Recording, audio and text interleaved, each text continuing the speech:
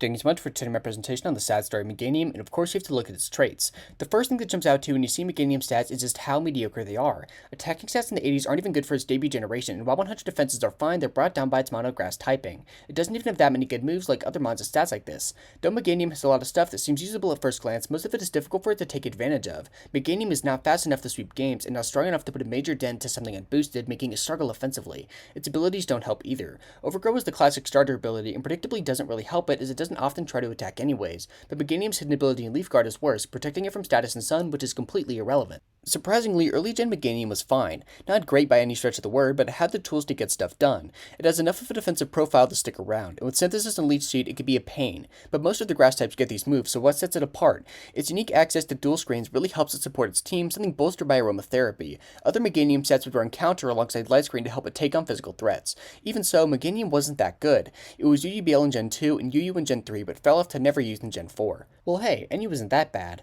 but little did poor Meganium know that would be the last time it would place even remotely well. As we all know by now, Gen 5 introduced some of the strongest Pokemon in existence and flooded the game with power the likes of which were nearly unheard of. Meganium found itself struggling all the way down in ZU, where it was able to carve out a niche as a bulky supportive grass type, helping out such strong Pokemon as fucking Clefairy and Solrock. Jesus Christ. But the lack of a strong hidden ability hurt, and it couldn't quite find niches. After that stint as a top 10 bottom tier Pokemon, it would never quite be useful again, swiftly dropping to 0 used and proceeding to do nothing for 3 years over and over again. To my knowledge, there isn't a single format where Meganium is actually good, which honestly kinda hurts. It deserves better. So how did this happen? Well, it's pretty simple on the surface. Power creep hit it hard. We've seen countless Pokemon with mediocre stats and nothing to show for it wind up at the bottom, but for a starter to be down there is a bit scary. Nowadays, starters are always outclassed stats-wise and need to get a leg up. Oftentimes, the ability comes in clutch. You're either banned from OU like Cinderace with Protean, or riding in the box like Inteleon with Sniper. Other starters have seen their success more than double like Charizard and Venusaur, who both got tons of support, but if Game Freak doesn't give Meganium a big buff soon, it'll never see the light of day again.